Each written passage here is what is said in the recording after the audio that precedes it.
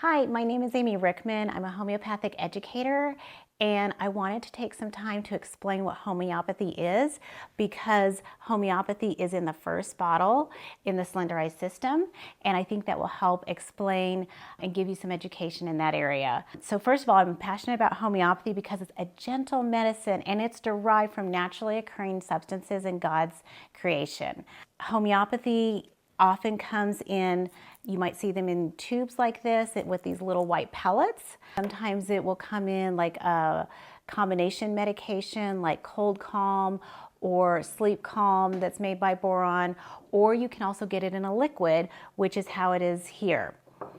Let me explain a little bit about homeopathy, what it's not, because a lot of times people get really confused because the word home is in it. And I see even doctors get this confused, and websites, they'll say, oh, homeopathic options, and what they mean is natural options. So homeopathy is actually a type of medicine regulated by the FDA, but it's from naturally occurring substances, and they have to meet standards of the U.S. homeopathic pharmacopoeia. And so it is done under very strict regulations. It's not done in somebody's, kitchen.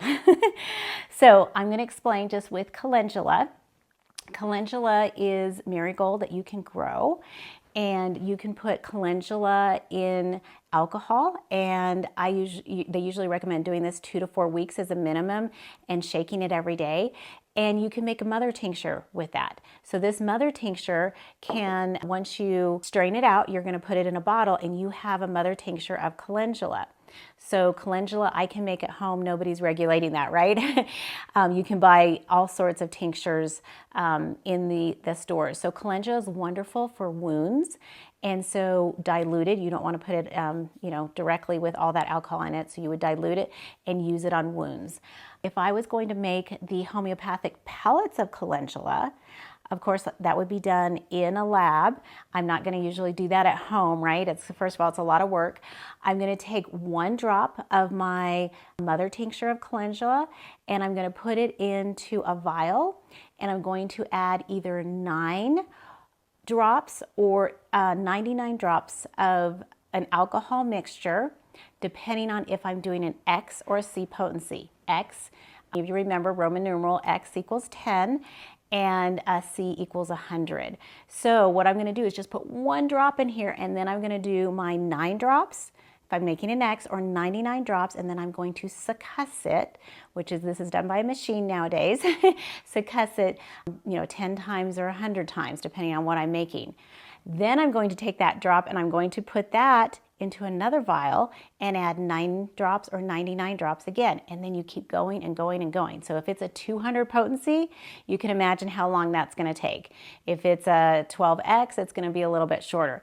So basically at that point, I have less of the very minute, if any, source material left in there, but it still has enough to gently help our bodies in the areas that we need.